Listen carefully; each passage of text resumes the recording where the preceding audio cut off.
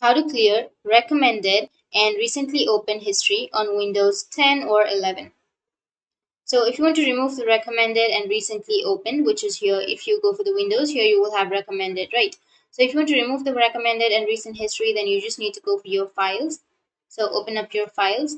Under your files, you need to go for the upper right, which has that three dots icon, and go for options.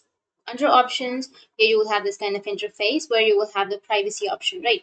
So under privacy, you just need to uncheck all of these options and then go for apply and okay.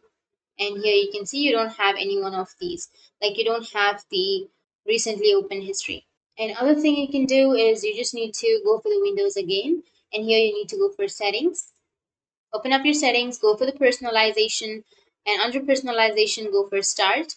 And under start you just need to turn off these options, and once you turn that off, now go back.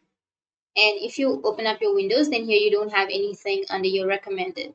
So that's how you can clear your recommended and recently opened history. And if you have any questions, feel free to comment below. Thanks for watching.